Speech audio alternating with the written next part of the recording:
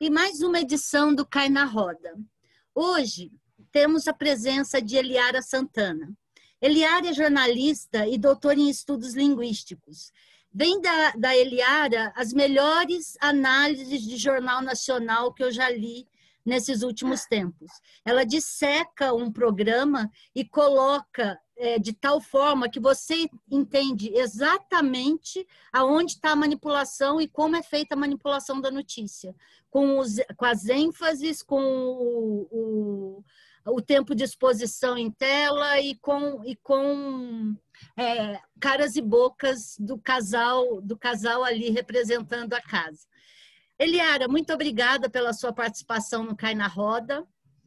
Eu acredito que essa conversa é muito necessária nos tempos que a gente vive hoje, de manipulação largada da notícia, do fato, para dar um pouquinho de elementos, alguns elementos para que o ouvinte possa entender onde é que ele é pescado na hora que a mídia resolve fazer a sua agenda valer.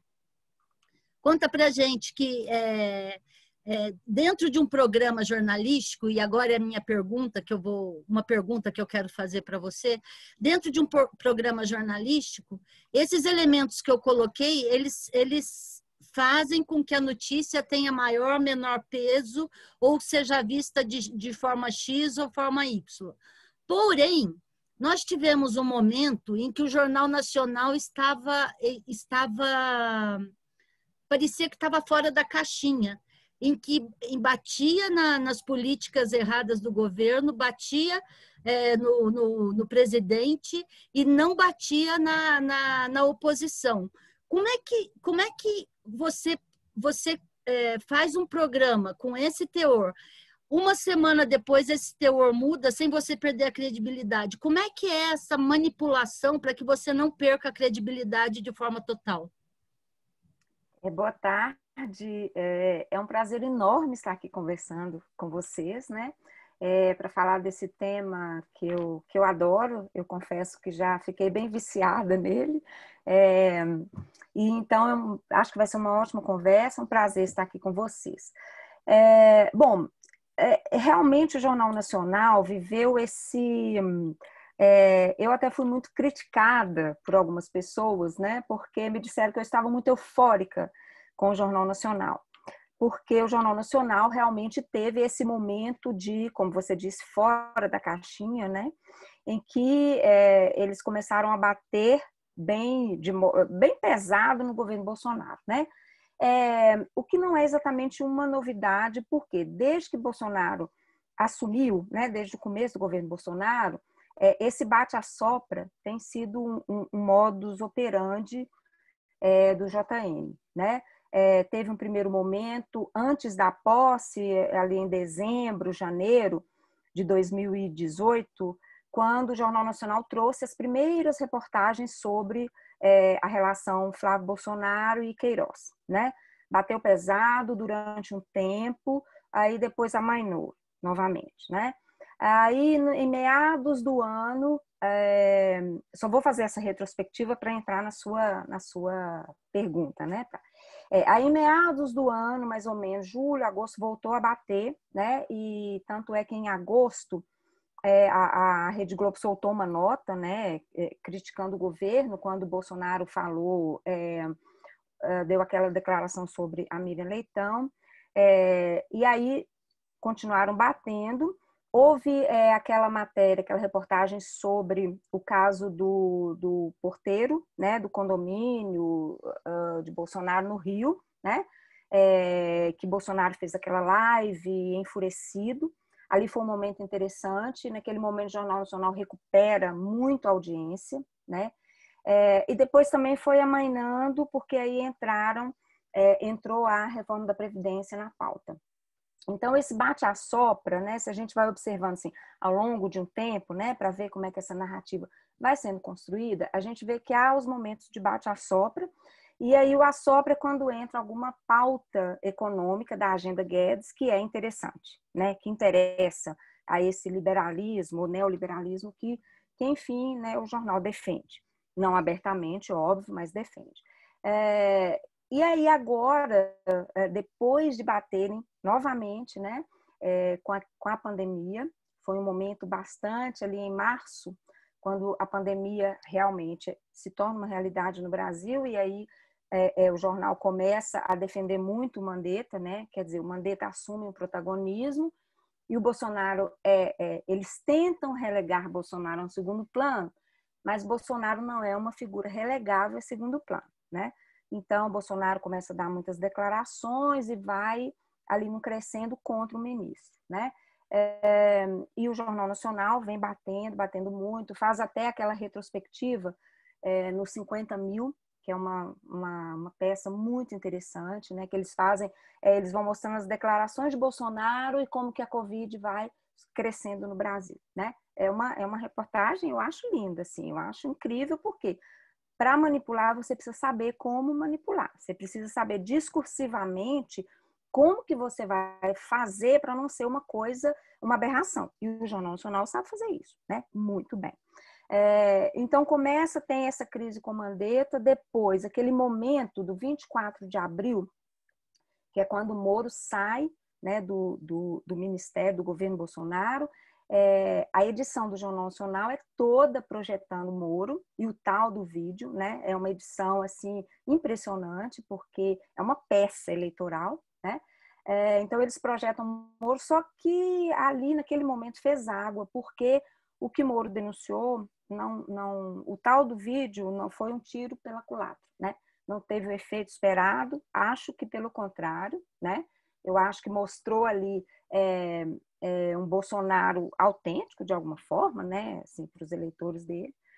E a partir de então, como as reformas vão entrando na pauta e a economia, né? A economia vai fazendo muita água, vai ficando muito ruim. E aí, economia muito ruim, em qualquer perspectiva, a esquerda pode crescer, né? Nesse processo. Então, aí nesse momento, as reformas vão entrando na pauta, né? Como a administrativa agora e tal. Então, o que fica, assim, o que subentende-se, o que fica muito visível, né? É que parece que as coisas foram se acomodando e que fizeram um acordo. Tanto Bolsonaro fica, de novo, palatável, humanizado, civilizado, como o Jornal Nacional para de bater, ameniza o tom, né, da cobertura da Covid, e deixa as falas de Bolsonaro passam a ser editadas, né? Porque quando se quer bater nele, ele fica à vontade, né? Então não tem fala editada, ele entra falando de qualquer jeito. Aí quando a Adélio Ortiz retorna para o jornal para narrar Bolsonaro, aí a gente já sabe que ele está ali sendo humanizado, né? Que ele tá sendo dado um tratamento a ele que é diferente, né? Então, ocorreu isso na eleição, ocorreu isso no começo do governo, está ocorrendo agora, né? Então, parece que está rolando esse acordo, né?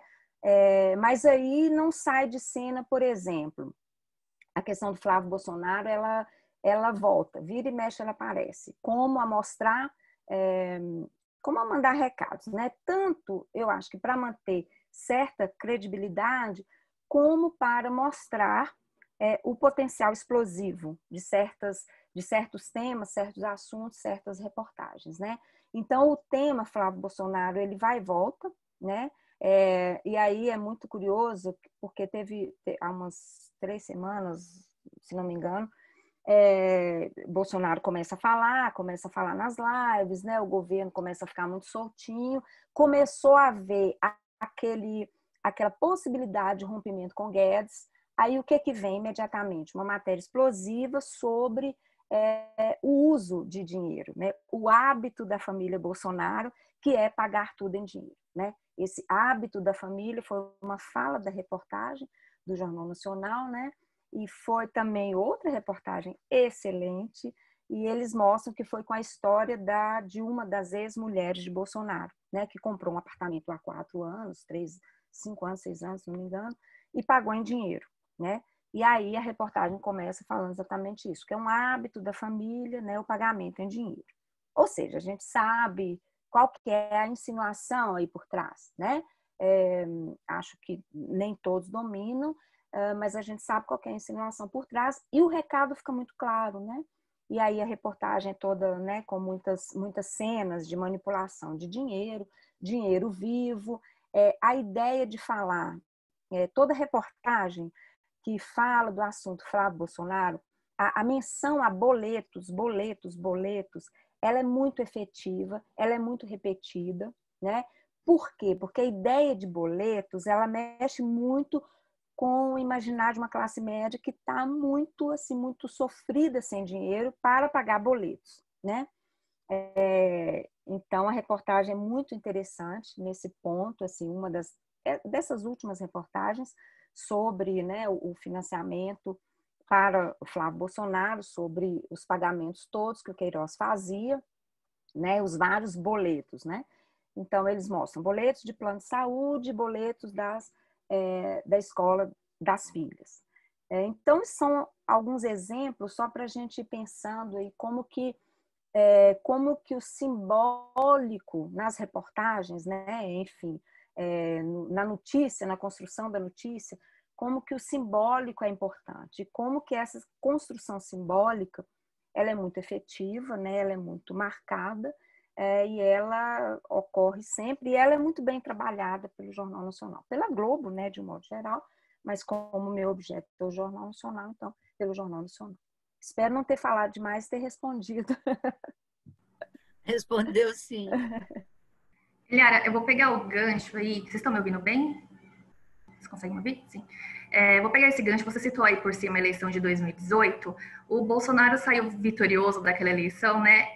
Dizendo que ele ganhou apesar da mídia, né? Ele coloca como se a mídia não tivesse apoiado ele, ainda que indiretamente seja ocultando o que era Bolsonaro para uma boa parte da população, né? E ele disse que ele ganhou apesar da mídia, e ainda hoje, quando ele fala daquela eleição, e às vezes fala de seus blogs parceiros, vamos chamar assim, quando ele se refere, por exemplo, ao Terça Livre e outros canais bolsonaristas, ele destaca essa mídia alternativa de direita e fala que é essa mídia e as redes sociais que dá poder a ele, que ele não precisa mais da imprensa comercial, a imprensa tradicional como a gente conhece. Queria ver se, na sua opinião, ele está certo, se a imprensa tradicional, né, os grandes veículos perderam influência aqui no Brasil, e a eleição de 2018 foi uma prova disso, ou se ele está enganado e ele foi ajudado de alguma forma, na sua visão.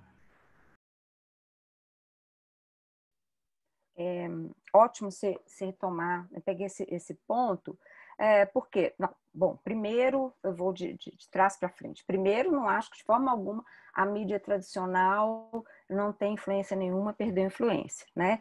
É claro que as redes sociais, que a internet, é claro que é um outro elemento, né, são outros elementos, é um outro momento que vivemos.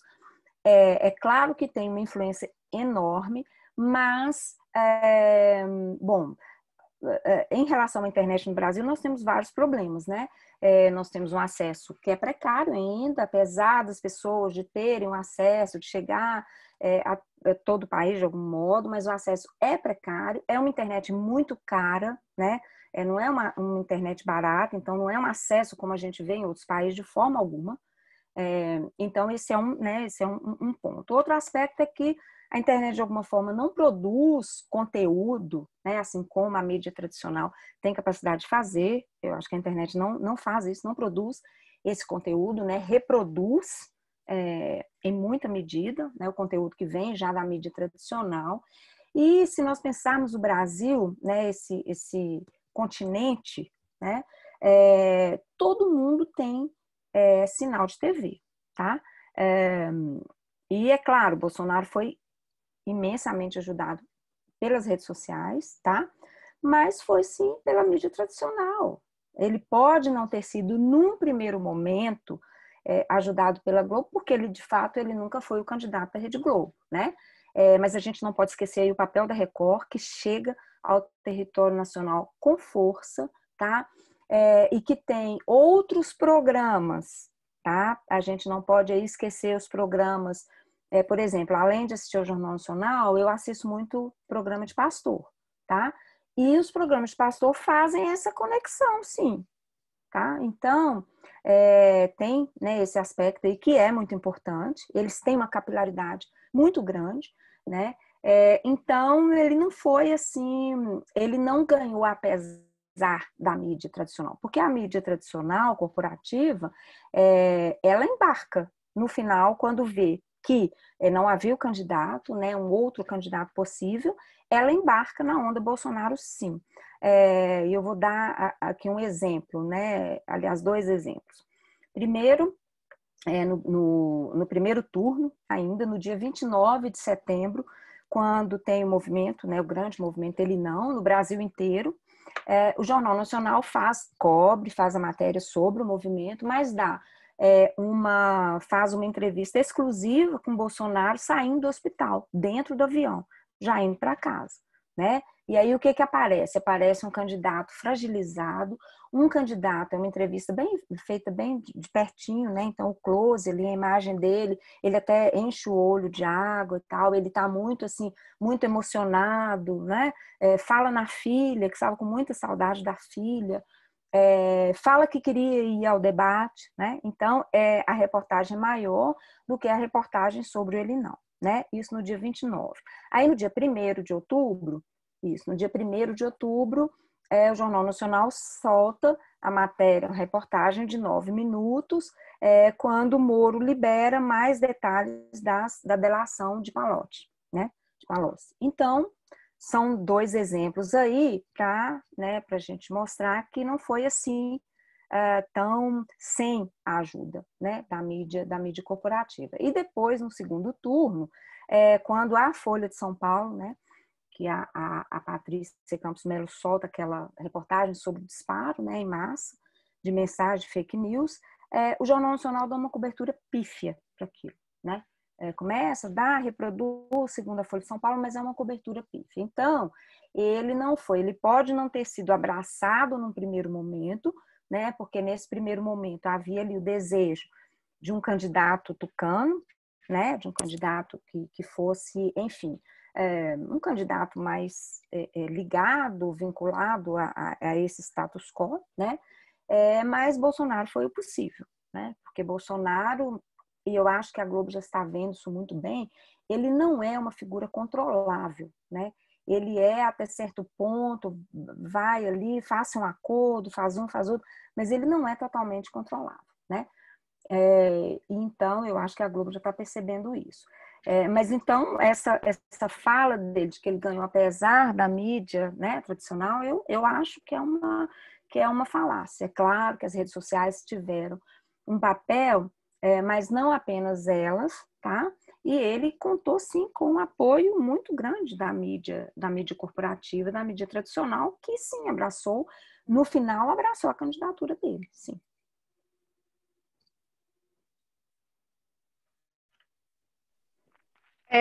Inclusive, Yara, a gente puxou esse assunto até um pouco mais atrás, a gente viu essa questão de com relacionamento com candidatos de direita, a gente vê isso, inclusive, até nas eleições de 2002, quando a gente viu que, embora a imprensa estivesse crescendo, a gente ainda via as mídias tradicional como um veículo hegemônico de informação.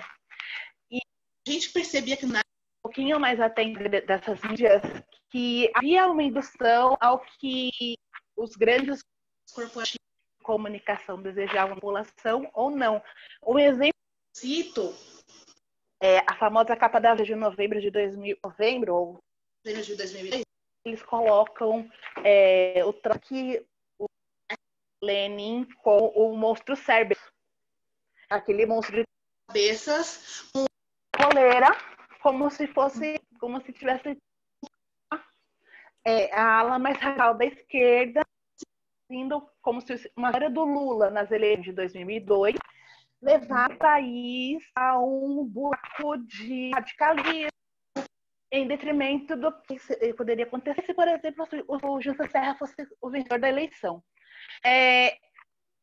Ver essa a aplicação desse tipo de estratégia, está vendo as mídias digitais ganhando, não só com a questão do jornal nacional, mas também grupos de WhatsApp, grupos de Facebook e com a mídia da direita, com a Livre e outros tipos de jornais repercutindo as notícias. Desculpa, Tatiana, eu vou te pedir para você repetir um pouquinho, porque estava picando. Aí eu não consegui compreender o começo da sua pergunta. Eu não estou Cortou sabendo se é a fala. conexão ou se é o microfone, Eu acho que é o microfone, Tati. Segura o microfone. Espera aí que eu... Aí picou, eu não consegui.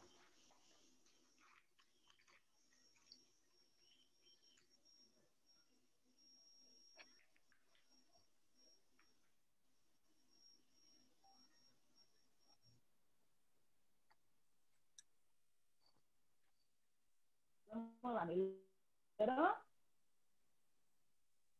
Me ouvem bem? Para mim tá travado.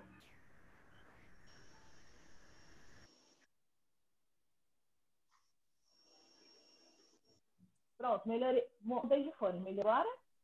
Vai, Tati, fala. Vai. Então, como eu estava falando um pouco, voltando um pouco mais para trás, a gente pode ver a questão da manipulação da mídia e na mídia tradicional, como a gente viu, por exemplo, a revista Veja, postando aquela capa colocando imagens como Cerberus, como mostrando a Alan nas eleições do Lula, porque o Lula venceu a eleição. Como que você vê esse tipo de estratégia sendo aplicada hoje? Porque além das mídias tradicionais, como o jornal, tem redes sociais, canais de YouTube, Facebook e outros fóruns de disseminação que tem uma rede muito maior do que o jornal e a revista.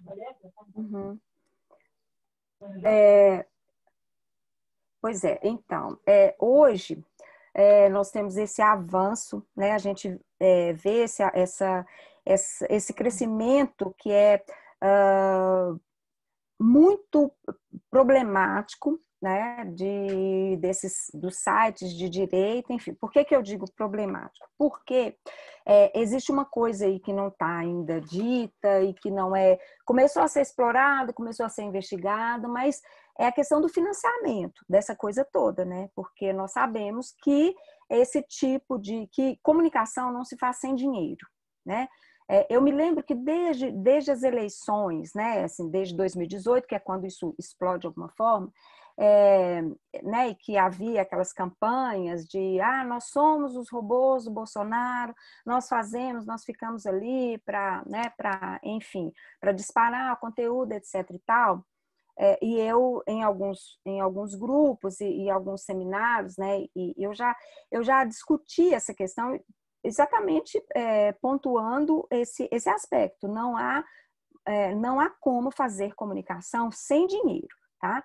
Então, havia muito dinheiro para criar o que eu chamo de um ecossistema de fake news, né? Porque se a gente pensa ali, fake news, só como notícias falsas, que os grupos de WhatsApp vão espalhando, disseminando e tal, não é apenas assim que funciona, né? Existe um ecossistema.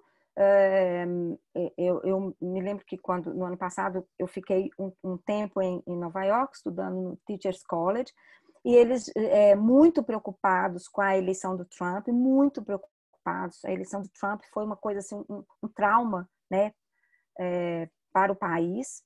Então eles estudavam, já estudando fake news. Eu estava num grupo de fake news e eles, né, o grupo de estudo elaborando discutindo esse ecossistema, e eu apresentei alguns elementos do Brasil, né, e fomos montando, né, eu fui pensando nessa articulação como é que funciona esse ecossistema, né, para a gente pensar como é que isso teve esse resultado, né, e tão avassalador, né, e isso está longe de acabar, né. Enfim, então nós temos esse problema, né? Eu acho que a gente vive um problema, na verdade, no Brasil, de um sistema muito complexo de desinformação, porque nós temos, de um lado, essa realidade, né, desse nicho, digamos, de extrema direita, né, de sites e de uma arquitetura de fake news, porque a gente precisa pensar nisso, né, num ecossistema de fake news, como é que isso funciona, como é que isso é disparado, quais são ali os grupos, né? Porque isso não é só minha tia que dispara fake news, né? Que dispara lá mensagem falsa, não é assim que funciona. E temos, por outro lado, essa concentração gigantesca da mídia comercial, né? Então, nós estamos assim entre a cruz e a caldeirinha, né? Porque outros sites progressistas ou não tem espaço, né? A gente vê isso claramente, não tem espaço mesmo. Então, esses dois pontos são muito graves e nós precisamos discutir isso sob o ponto de vista, né, de um processo intenso de desinformação, tá? Que vai muito além de espalhar fake news. Porque a concentração, né, da mídia comercial brasileira ela é um problema muito sério, muito grave, né? Por quê? Por quê? Primeiro, porque são pouquíssimos grupos ali, né, 7 grupos, que vão controlar tudo, né, controlar a produção, tá, da notícia naquele formato ali e controlar a disseminação, né?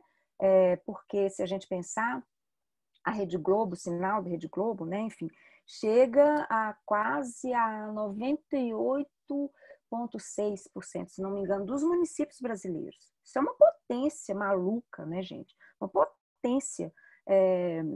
E então nós temos esse cenário. E eu acho que é um cenário muito, muito complexo, muito grave, né? Porque esse lado de cá, né, dessa mídia de extrema direita, ela não está controlada, está longe de acabar, tá? Muito longe. E aí, se a gente observa, por exemplo, os programas, né? Deixa eu dar um exemplo para ver se eu fico mais claro. Se a gente observa o fenômeno kit gay, como é que o kit gay se tornou essa coisa que eu acho incrível, né? Porque se você conversa ali com uma pessoa mais simples, uma pessoa que trabalha fazendo faxina num prédio, e se você conversa com alguém que trabalha, um analista do Tribunal de Justiça, tá? E eu falo isso por uma experiência bem própria, essas duas pessoas de realidades distintas, de acesso à educação formal absolutamente dispar, né? As duas pessoas acreditam no kit gay, tá? Como que isso se tornou tão efetivo, né? Como que esse material se tornou tão efetivo? Eu me lembro que eu apresentei isso lá no grupo de discussão em Nova York, eles olhavam aquilo assim como se como? E me perguntaram como as pessoas acreditaram nisso, né? Que existe um material didático para transformar crianças de 6 anos em gays, né? Resumindo, o kit gay é isso. Então, entra aí essa capilaridade. Por quê? Cada vez mais há programas religiosos, programas de pastor, tá? Neopentecostais e mais conservadores nas TVs. Se a gente pega um sábado à tarde, sábado à noite, sexta-feira à noite, tá? São vários programas interessantes. Alguns eu recomendo, acho que todo mundo deveria ver. Alguns são bem interessantes. Aí, isso que é discutido ali na TV, isso vai para a igreja, também é discutido ali, tá? Isso aí forma-se aquele grupo de WhatsApp que tem, gente, um cérebro, tá? Não é a minha tia que está lá fazendo isso. Existe um cérebro para pensar esses grupos, como a gente viu agora nessa reportagem sobre os Guardiões do Crivella, né? Isso é muito sério. É uma reportagem também, o tema é muito bom, é muito importante e é uma questão muito séria. Então, esse funcionamento, né, ele é muito articulado, né? Não funciona só assim, não é um disparo aleatório e tal. Então, esse fenômeno da desinformação, ele é muito sério, tá? Ele é muito sério, ele é muito grave, porque nós precisamos urgentemente no Brasil de um efetivo letramento midiático, que não ocorre. Né? Que não existe. Existem ali uma ou outra experiência, se fala em digitalização, mas não é disso que se trata, né?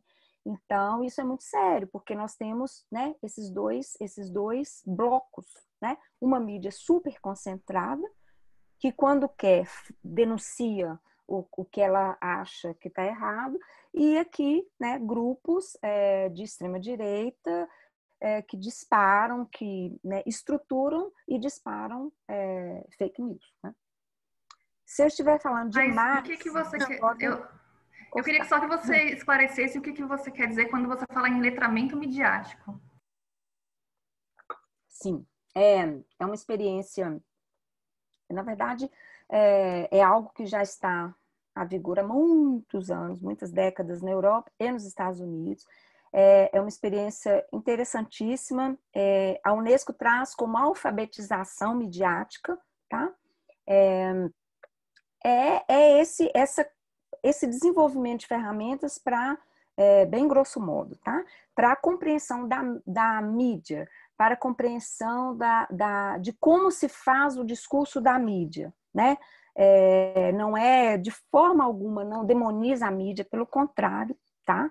É uma proposta interessantíssima, assim, me tornei apaixonada pelo letramento midiático, né, pelos conceitos principais e, enfim, pelas ferramentas, né? E então trabalho, por exemplo, a questão da propaganda. Onde que existe propaganda? Em tudo, né? Então a mensagem, a notícia, a própria construção da notícia, ela embute muitas vezes a propaganda. Como que isso se estrutura, né? Para além de você ficar pensando, a questão não é só pensar a mensagem falsa, é pensar na construção, por exemplo, deixa eu dar um exemplo aqui, há 3 dias, há 3 ou 4 edições, o Jornal Nacional está sempre fazendo uma reportagem enorme sobre o agropop, né? O agronegócio. Então, é uma reportagem com absoluta cara de assessoria de imprensa, né? Parece que entregaram pronto ali a matéria, mas, né, quem assiste, né, vamos pensar lá, o cidadão e tal que assiste ali o Jornal Nacional não vai pensar, só vai pensar que realmente o agro é pop, que é uma maravilha, né? E aí, nos intervalos, né, dos blocos do jornal, a gente vê lá o anunciante agro é pop, tá? Então, para a gente pensar como é que as coisas funcionam, né? Funcionam assim, nesse sentido, né? Meu Deus. Mas quando você fala dessas experiências, Eliara, eu queria entender que experiências são essas. Quem que faz esse letramento midiático? Para quem que é esse letramento midiático? Como que funciona? Então, nos Estados Unidos, na Europa também, isso é desenvolvido nas escolas, tá? Nas escolas, de modo geral, para todos os níveis de estudantes, né? Mas há também trabalhos com comunidades, há também trabalhos com as famílias, né? Mas é um trabalho, isso integra o currículo, sabe? E não é a questão do digital, tá, gente? Não é o letramento digital, não é mexer na máquina, não é saber como, não é isso, tá? Esse aprofundamento nas estratégias mesmo da construção da notícia, da construção do discurso midiático, né, das várias mídias, né? Aí não só rádio, TV, jornal, etc., mas das várias mídias, né? E discutem muito a formação, a construção das fake news, né? Mas para além disso, né? Não é só uma questão de notícia falsa, né? É uma questão de você saber ler, né? Você identificar um outro exemplo. Uma reportagem enorme do Jornal Nacional sobre a desigualdade no Brasil, isso há uns 2 meses. É uma reportagem excelente, né? Mostrou a realidade a partir dos dados do IBGE e tal, a realidade no Brasil. E aí, só que um primeiro ponto, mostrou trabalhadores, né, camelôs e tal, numa faixa de renda de R$ 1.200 a R$ 1.500, tá? Isso não é um retrato de desigualdade, um aspecto. Segundo aspecto, nas imagens, não foram mostradas imagens de pessoas na rua, pessoas em situação de extrema pobreza. E terceiro, eles não deram informação que é a informação, para mim, básica, que metade, né, que 100 milhões de brasileiros vivem com R$ 400 por mês. Isso não entrou, né, na reportagem. Então, eles falaram do assunto, claro, não deixaram de falar né? Não ignoraram, mas deram dentro de um quadro X, né? Dentro de um recorte específico, né? Então, isso, o letramento midiático vai dar instrumentos, ferramentas para questionarmos esses processos, né, de construção da notícia, né? Entre várias outras discussões. Nós tivemos um dos primeiros programas do Cai na Roda, a Paula Nunes, que é candidata do PSOL num coletivo, são cinco mulheres. A Paula Nunes falou que o que aconteceu com as periferias foi que as igrejas evangélicas não tomaram de assalto, elas ocuparam um espaço que estava vago. Um espaço que antes era ocupado por uma militância mais consciente, uma militância fazendo essa conscientização, discutindo, de repente sumiram e o lugar vago foi tomado por evangélicos.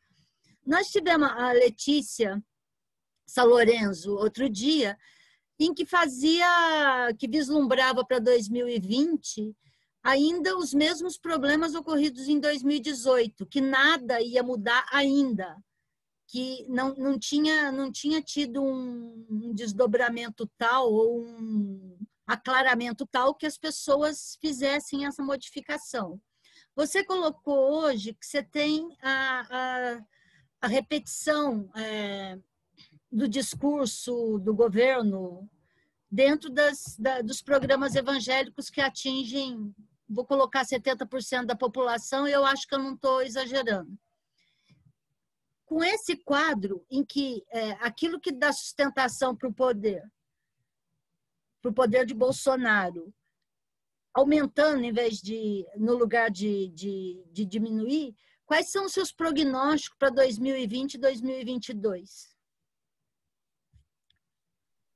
É difícil fazer prognóstico, né? Assim, eu fico sempre com medo de ou ser muito pessimista ou ser muito otimista. Mas eu acho que nós não estamos assim, que eles têm uma capilaridade, essa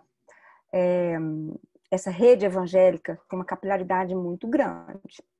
E existe uma questão aí, que é uma questão que sempre sustentou o governo Bolsonaro, que é a manutenção de pautas morais, que são pautas caras para o eleitor dele, né? Por isso que o kit gay foi efetivo, né? Por isso que aquela campanha contra as universidades federais foi uma campanha efetiva, né? Porque existe um pensamento conservador, né, na sociedade brasileira, que se alimenta dessas pautas morais, né? E com os movimentos de esquerda, né, essas questões, elas, como eu vou dizer, houve um outro pensamento, né, não conservador, tá? E, enfim, mas esse pensamento conservador, ele está na sociedade brasileira, né? Então, essas pautas morais, não é à toa que a Damares é uma das ministras mais bem avaliadas do governo Bolsonaro, né? E ela é um baluarte do governo, tá? Ela é um apoio desse governo. Então, essas pautas morais, elas são pautas importantes e elas são pautas que sustentam. E elas são pautas que vão sendo trabalhadas nessa rede, né? Ali o programa de pastor, que fala com a mulher, né, evangélica, e fala sobre isso, né? Um dos programas que eu assisto, por exemplo, ele tem lá reúne para a família, né? Então tem o antes e a narrativa é muito bem construída. Tem o antes, o depois, durante e depois do problema. Então, qual que é o problema? O marido, né, que enfia na cachaça, e aí isso é um problema. Então o pastor vai lá, né, mostra como aquela vida tá ruim, reúne os dois, conversa naquele cenário bonitinho, né, e mostra a vida, etc e tal, e tem o final feliz, né, quando ele tira o demônio da cachaça daquela família, tá? Então, ali no quadro, super bonitinho, no programa na TV. Então, essas pautas morais, elas estão sendo trabalhadas. Elas estão sendo trabalhadas nessas redes, né, nesses grupos de WhatsApp, elas estão sendo trabalhadas na igreja que está na periferia, né? Eu gosto muito de ver as pesquisas da Esther Solano, né, que ela entrevista essas mulheres, né, da periferia, evangélicas e tal. E é muito interessante ver esse movimento, né? E eu acho que é um movimento forte. E eu não vejo assim um contra-ataque, sabe? Então, assim, eu não quero ser pessimista, mas também eu não quero ser muito otimista. Então, eu não vejo, assim, sinceramente, assim, a única forma de contra-ataque que eu vejo é se esse acordão, né, que os grupos de poder firmaram, se Bolsonaro for totalmente incontrolável, né, para que as reformas não passem e tal, essas ligações perigosas que existem, elas serão desnudadas, tá? Porque eu acho que todo mundo sabe tudo que rola, tudo que acontece, mas ninguém quer dizer. Ou vai dizer no momento apropriado, né? Mas fora isso, eu acho assim, o cenário muito complexo. Mas ainda temos aí um tempo, eu acho que as coisas podem mudar, até porque, como eu já disse, ele não é uma figura controlável, né? Então, ele pode realmente, ele já está de olho em 2022, óbvio, né? Isso é claro, né? Ele viu ali essa história do Renda Brasil, isso é pensando o filão do Nordeste, né? Então, eu acho que uma parte da esquerda, né, se perde muito naquela de achar que ele é burro, que os eleitores dele são burros, né? Essa história um pouco lugar comum.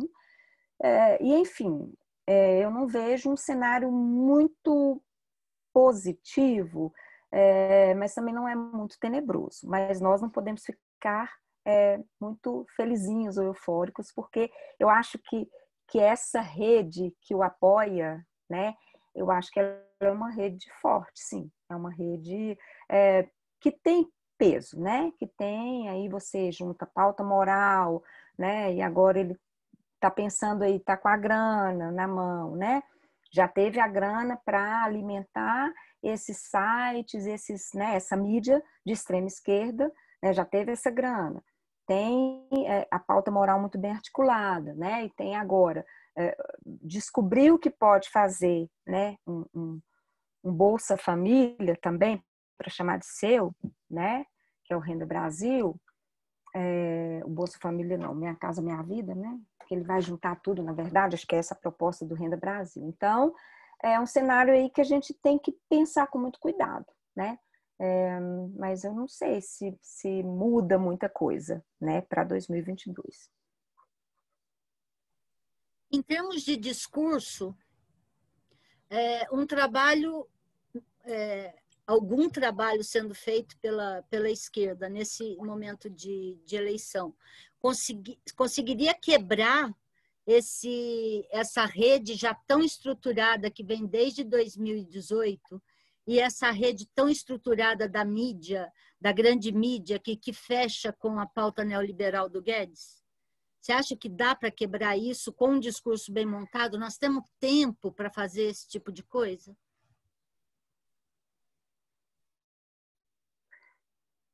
Olha, a esquerda tem também muita capilaridade, ou já teve, né?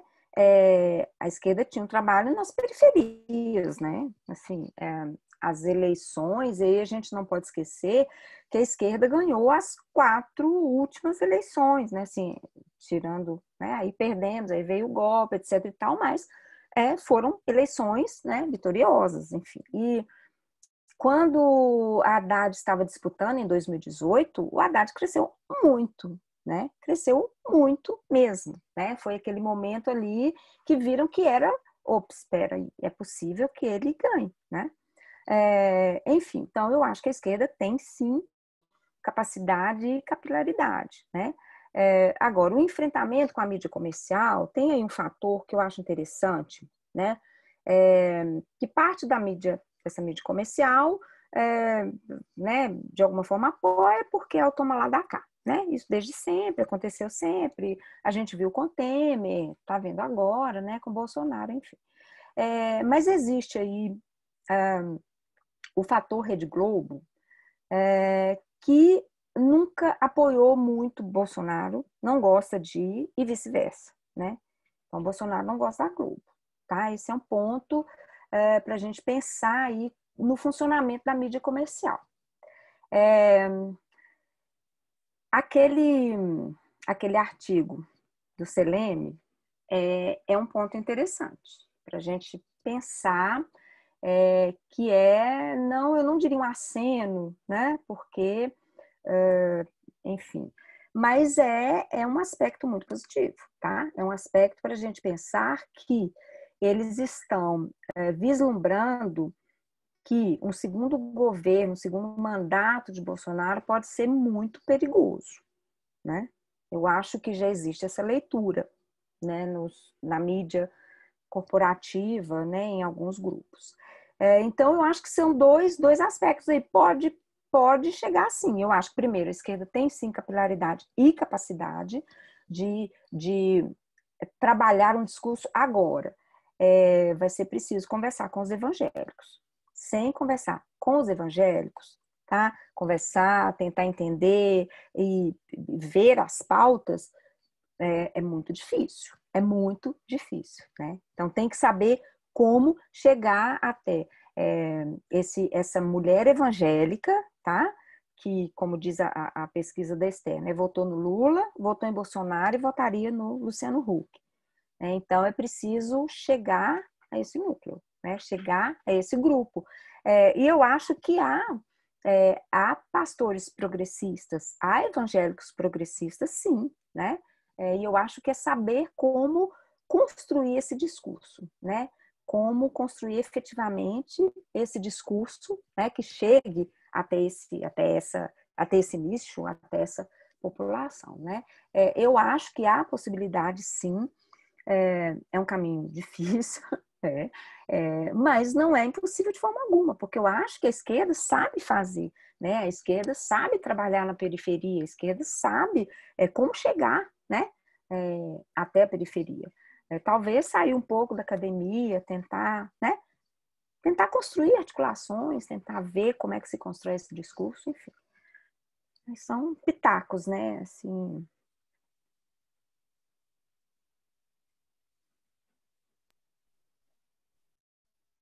E fazendo eu estava falando sobre essa questão de política com relação de mídia, a gente também pode pensar no sistema ligado, porque só que pensar assim, na questão da capilaridade Globo, ele precisa de retransmissoras em regiões do país.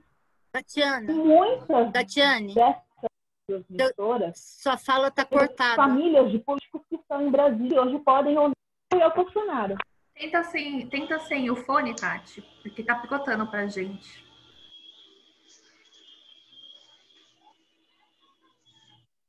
Oi, melhorou? Parece que sim. Fala.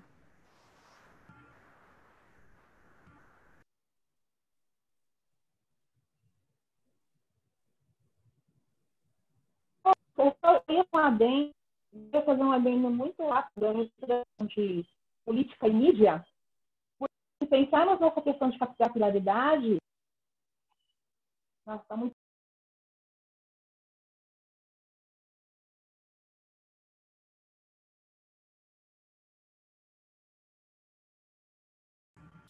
Quando você tava sem fone, tava funcionando, tava o som ambiente, sabe? Olhando, me ouvem? Tenta.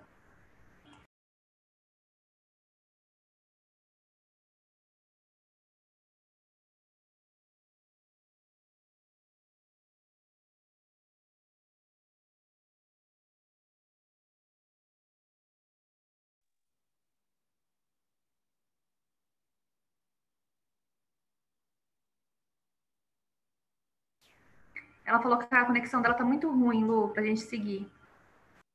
Você tem alguma coisa para perguntar? Eu entro em seguida, porque eu estou falando muito. Não, pode perguntar. Tá quase dando uma hora.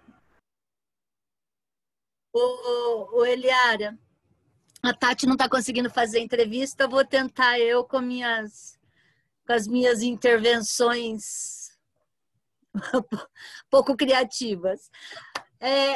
Com relação a Jornal Nacional, a mudança desse discurso, a mudança dessa postura, se a gente, pela tua análise inicial, a gente só consegue se o indomável presidente romper com Paulo Guedes e a agenda neoliberal. Caso contrário, nós temos o risco, sim, de 2022 ver repetir o problema, porque daí vai dando mais força para ele.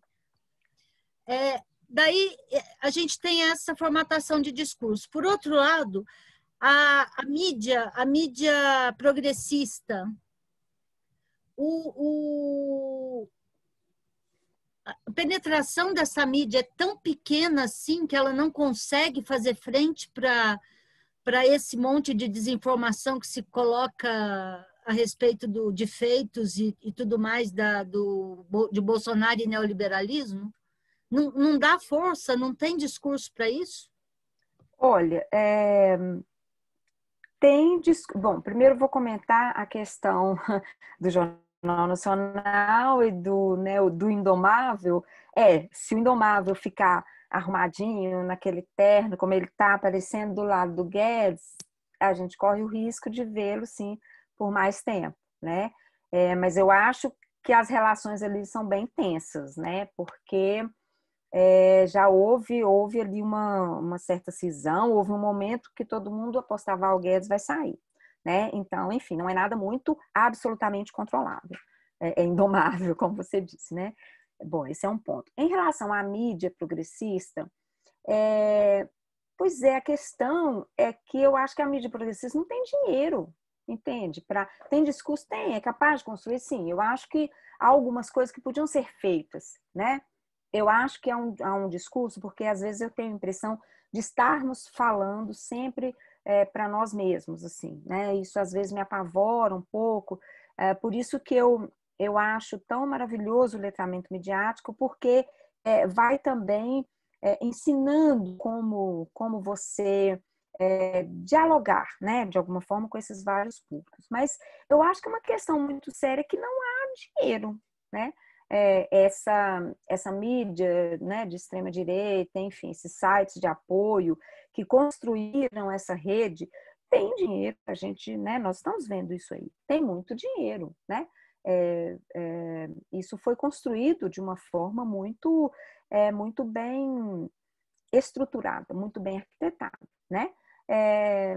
Então, são poucos grupos de mídia progressista, né? Eu acho que ainda são poucos e tem um alcance ainda pequeno, sabe? Eu acho que tem sim ainda um alcance pequeno, que não consegue ter o alcance que esses outros grupos, esses outros sites de extrema direita tiveram, né?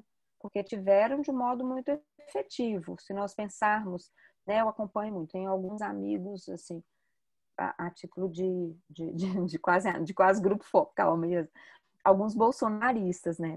E que sempre mostravam os mesmos sites, né? Isso durante a eleição e tal. E depois eu passei a acompanhar esses sites. Foi então que eu fui descobrindo esses sites todos que hoje, né, que viraram alvo de investigação e foram muitas páginas tiradas do ar e tal. Mas todos reproduziam, né? Essas notícias chegavam a um número enorme de pessoas. Eu falo de amigos bolsonaristas no interior da Bahia até Brasília, entende? Então, para a gente pensar, né, como que nesse alcance, que não é uma coisa que se faz sem dinheiro, tá? Não é. Então, eu acho que a mídia progressista carece de algumas coisas em alguns momentos, né? Eu acho que carece de talvez um novo formato de diálogo, não sei, né? Estou aqui pensando alto, talvez, Mas falta esse ponto que é chave, né? Que é uma estrutura, falta dinheiro para chegar, para fazer, pô, imagina, né? O GGN com muito dinheiro, né? Assim, fazendo um puta trabalho, né? Alcançando, chegando aí, disseminando isso, enfim. Então, é essa questão, né? Eu acho que essa é uma questão séria. E isso foi costurado lá pela extrema-direita, eles foram costurando essa rede, né? Construindo isso, essa capilaridade, enfim. Espero ter respondido, não ter divagado muito. Respondeu. Dessa conversa nossa hoje, a gente chega à conclusão que a primeira lição de casa de toda a equipe do GGN é letramento midiático, estudar a fundo para poder entender qual o discurso certo para chegar nessa nova conformação de sociedade que nós assumimos depois da chuva de fake news. Sim, é uma boa. Cíntia, eu vi que você... Não, eu ia falar só, a Tati tá com a conexão muito ruim, e aí ela mandou a mensagem dela por outro chat para mim. Ela fez só um adendo, pegando um gancho entre o que foi falado aqui. Ela comentou que muitos políticos são detentores de veículos que retransmitem a Globo, né? Essa associação, ela lembrou dessa associação entre políticos donos de veículos de comunicação também, e queria ver o que você achava disso. Sim, esse é. Você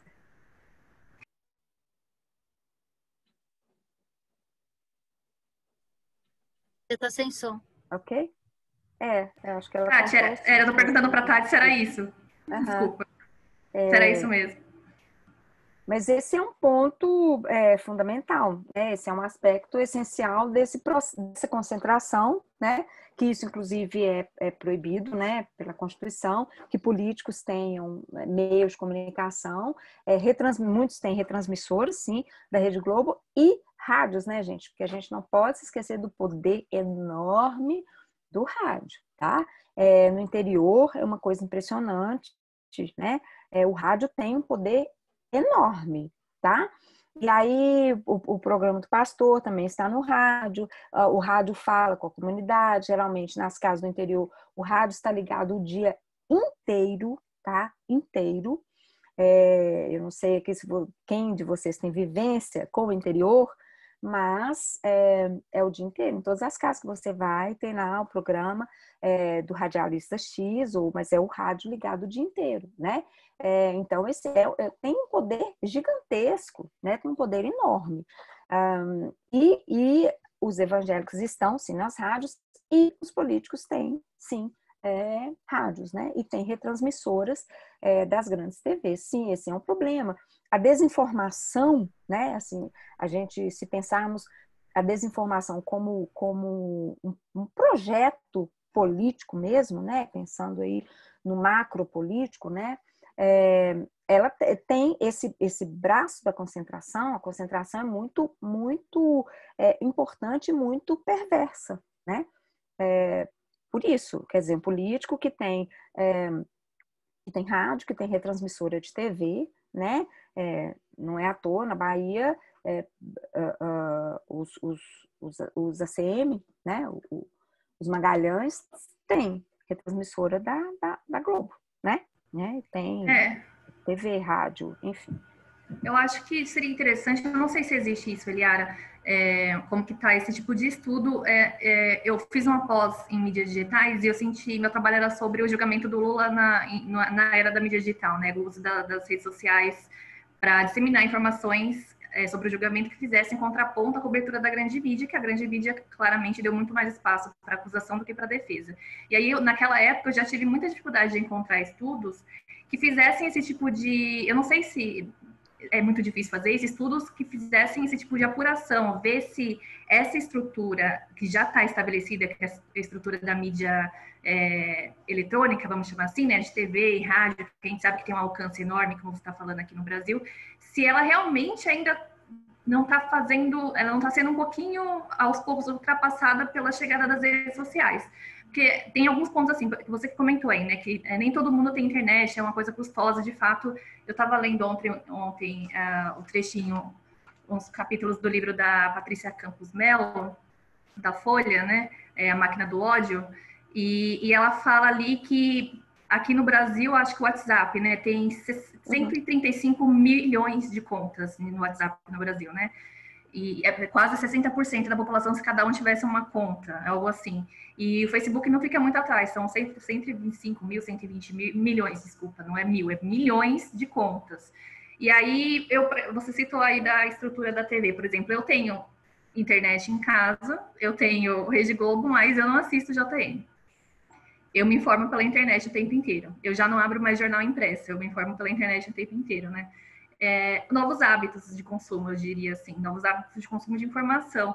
É muito difícil encontrar estudos sobre isso para tentar, e não devia ser, né? Porque a mídia digital você consegue ver quantas impressões teve uma matéria, qual é o alcance de um site, né? Quantas leituras teve por mês.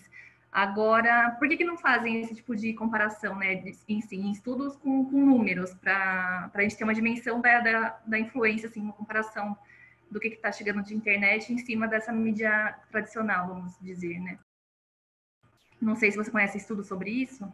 Não, eu utilizei um estudo, mas é um levantamento sobre, que é o monitoramento da propriedade dos meios no Brasil, que é um estudo muito interessante, muito completo, né, feito pelos, agora me perdi, jornalistas. Nossa, desculpa, me fugiu aqui, mas eu mando para vocês, é um documento, está disponível na internet, excelente, né? Faz esse levantamento todo de dados, mas da mídia tradicional.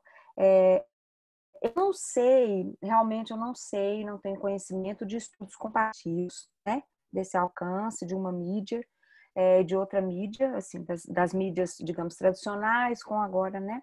Com a internet e tal.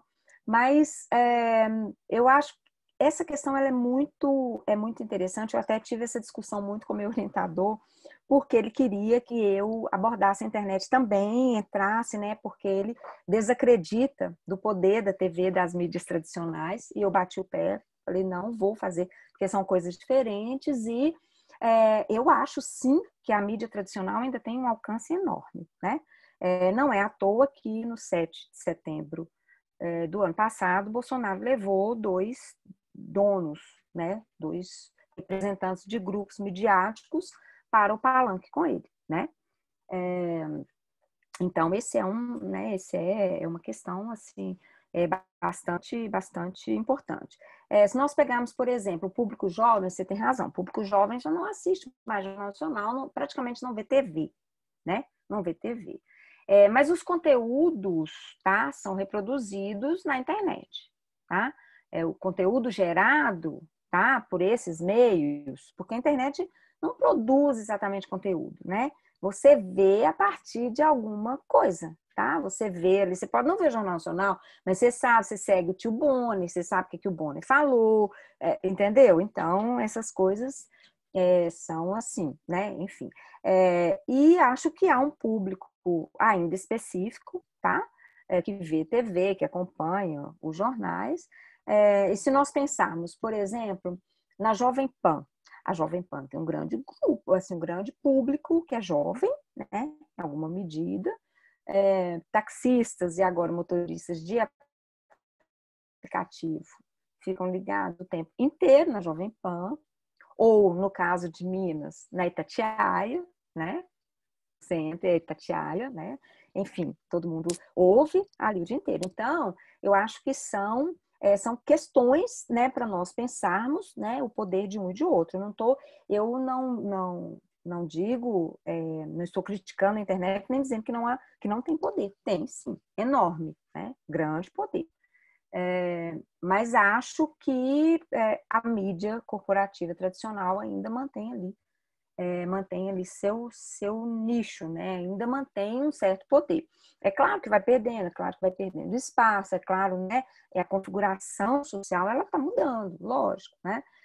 Mas eu acho que ainda sim, formadora de opinião, até porque a internet não gera ainda o conteúdo, né? Então, você reproduz, os grupos de WhatsApp vão reproduzindo, né? As informações. De onde vem a informação, né? Essa é a questão, assim, para a gente pensar de onde vem a informação. Aliás, essa é uma questão colocada pelo letramento midiático, né, para discutir tanto a questão das fake news como para pensar esse processo de construção da notícia. De onde vem a informação? A informação vem? Não, ela é um discurso, ela é construída, portanto, né, a partir de quê? A partir de grupos que são o quê? Empresas. Se são empresas, falam de determinado lugar, sob determinada ótica e para determinado público, né? Então, aí você constrói o caminho, assim. Eu tive uma experiência há muito tempo, só rapidinho, já sei que já está na hora e eu falo demais, mas na eleição de 14 ainda, uma experiência muito interessante, porque eu fui convidada para fazer uma roda de conversa com o pessoal do grupo Fé e Política, tá? Então, eram pessoas da periferia, havia ali muitas pessoas que trabalhavam como empregadas domésticas, como porteiros, enfim, né? E aí, para discutir a mídia. E aí eu pensei, nossa, mas como assim? Eu fiquei muito angustiada porque eu tenho muito medo de ter um discurso muito rebuscado, né? Eu tenho horror de falar, sabe, como se eu fosse acadêmica.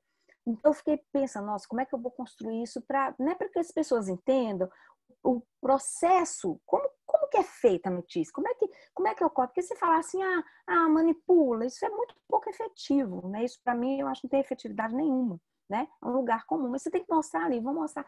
Aí tá, eu peguei um exemplo, era a eleição de 2014, e à época eu estava fazendo pesquisa para o manchetômetro, e aí eu media, né, vendo ali quantas vezes o jornal mencionava Aécio Neves, Dilma Rousseff, no viés positivo, no viés negativo, quantas vezes estava na capa.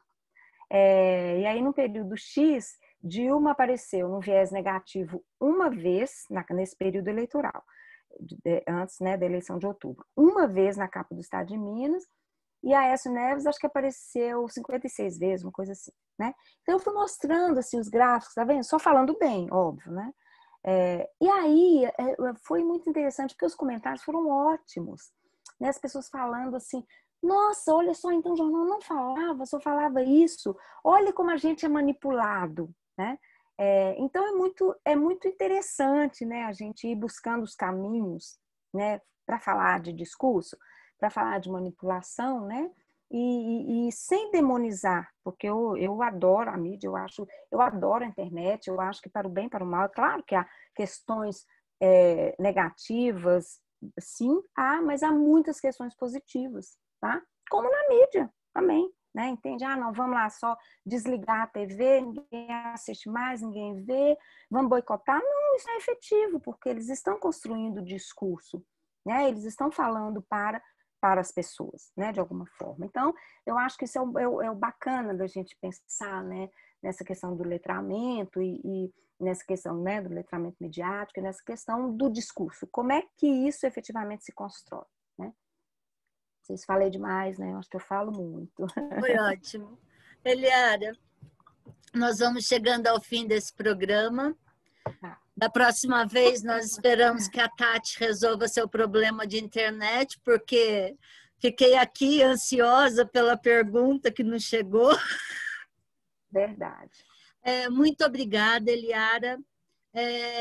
Cai na Roda está sempre aberto para você. Quando quiser, a gente conversa novamente para falar sobre esse tema que a gente vai ter que construir uma nova narrativa, né? Então, seja com opiniões passadas por pessoas que são da área e são respeitadas na área e pela gente.